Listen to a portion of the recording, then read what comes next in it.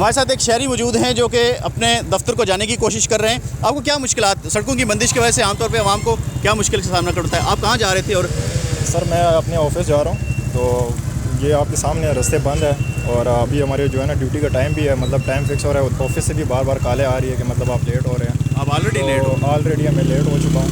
تو یہی کہنا کہ چاہوں گا کہ حکومت کو چاہیے کہ جو ہے نا عوام کو جو ہے نا عوام کا کم سے کم عوام کا خیال رکھے، اگر اپنا ان کو خیال نہیں ہے، اور ہمارے بارے میں تھوڑا بہت جو ہے نا وہ کچھ خیال کریں، اور یہ راستے جو بند ہے یا جو بھی مطالبات ہیں ان لوگوں کے وہ پورے کیے جائیں، اور عوام کو تکلیف. کس علاقے سے آئے ہیں اور کہاں سے آپ کو راستوں کی بندش کا سامنا کرنا پڑا؟ میں تو ویسے ادھر سامنے ہی رہتا ہوں، یہ سوان میں، اور لوکل ہوں، یہاں کا اسلام آباد کا لوکل ہی ہوں. لیکن ضروری نہیں ہے کہ آپ باہر سے آئے ہو یا جو بھی ہے، کیونکہ ہم بھی عام شہری ہیں، ہم آفس جا رہے ہیں، مختلف لوگ ہیں، کوئی اسکول جا رہے ہیں، کالجز جا رہے ہیں، کافی بچے یہاں پہ جو ہم نے دیکھے ہیں.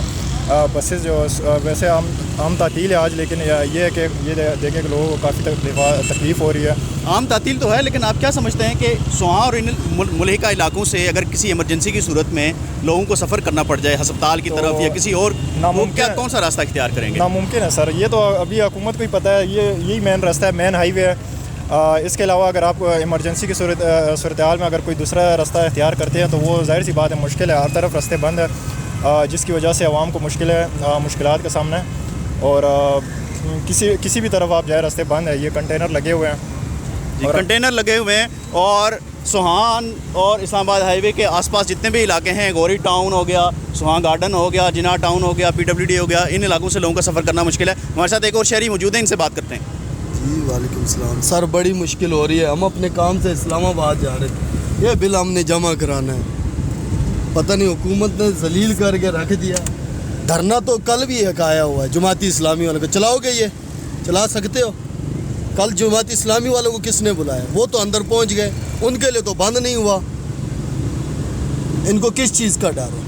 آپ کیا سمجھتے ہیں کہ یہ تمام راستوں کی بندش PTI کے جلسے کی وجہ سے ہے؟ تو اسی کی وجہ سے سب کو پتہ ہے. مبارک ثانی کیس، انتظامیہ کا یہ بھی کہنا ہے کہ یعنی ہم نے پولیس والوں سے بات کی، وہ کہہ رہے ہیں کہ مبارک ثانی کیس کی وجہ سے بھی. نہیں کوئی کیس نہیں، صرف PTI کا ڈر ہے.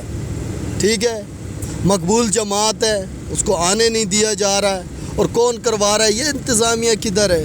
ہمارے اوپر انتظامیہ بڑا ہے. عمران خان کو جیل سے باہر نکالا جا سکتا ہے؟ نکالا جا سکتا ہے، بالکل انشاءاللہ وہ نکلے گا، نکالا جائے گا، اور وہ نکلے گا.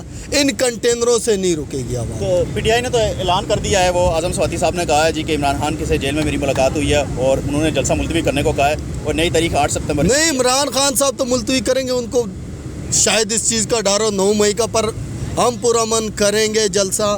یہ فائل جمع کرا رہا ہوں، اس کے بعد جاؤں گا. میں بھی جلسے میں پہنچوں، مجھے پیدل بھی جانا پڑے، بائک پہ جانا پڑے، میں پہنچوں گا. تو اسی طرح ہر پاکستانی پہنچے گا.